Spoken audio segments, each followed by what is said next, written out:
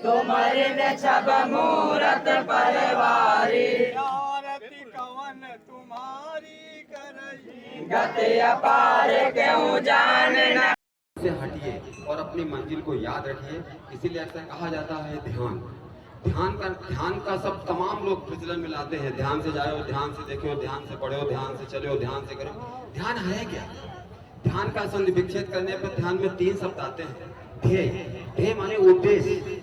आपको उद्देश्य याद होना चाहिए कि हम क्यों आए हैं। दाल चावल रोटी सब्जी खाने के लिए मनुष्य तन नहीं मिला, बड़े भाग मानुष तन पाओ। अगर मानुष तन की चर्चा की गई तो इसलिए नहीं की गई है कि दाल चावल रोटी सब्जी खा लियो, ब्याह गवन करियो, लड़का बच्चा पैदा करियो, दुकान मकान बना लियो। अगर इतने की बात होती तो बात बन जाती।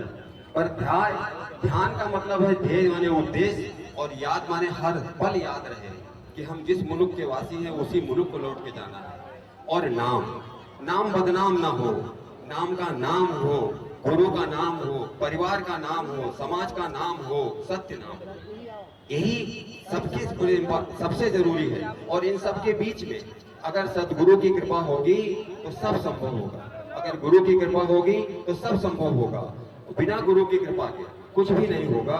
ये आप सबके लिए निवेदन भी रहेगा और सहयोग भी रहेगा कि जितना भी समय आपको मिलता है आप सदैव गुरु पूर्णिमा पर आए, गुरु के दरबार में आए, और जो भी आपसे हो पाए वो जरूर करिए। साथ ही साथ अगर गुरु सत्ता का महत्व और गुरु सत्ता का भाव और गुरु सत्ता का प्रभाव अगर आपने अपने अंदर महसूस किया हो तो ये प्रभाव जिन जिन तक नहीं पहुंचा उन तक भी पहुंचाने का आप सबका श्रेय जाता है। वो उसी तरह से एक उदाहरण के साथ अपनी बात समाप्त करूंगा प्रेम सागर जी, कि जब कोई नाऊ किसी घर का निमंत्रण लेके जाता है तो जहां से निमंत्रण लेके जाता है वहां से भी कुछ मिलता है, और जिसको निमंत्रण देता है वो भी कुछ ना कुछ देता है।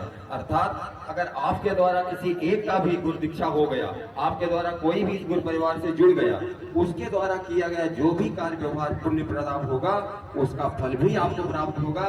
आप केवल गुरु परंपरा में गुरु पूर्णिमा में गुरु की नवई करना सीख जाइए, यह लोक भी बनेगा और परलोक भी बनेगा। इसी के साथ आप सबके लिए हम गुरु पूर्णिमा के अवसर पर अपने सभी संत महंत का, इस गुरु परिवार का, समर सरकार का और आए हुए सभी श्रद्धालुओं का हृदय से स्वागत वंदन अभिनंदन करते हैं। और मेरी वाणी विचार में कोई त्रुटि रही हो क्षमा चाहते हैं। बोल बड़े बाबा के, बोलो 4 पावा 14 गति के, बोलो भगवान धाम के, बोलो साहेब के, बोलो संत समाज के, भगवान के, हर हर। बहुत बहुत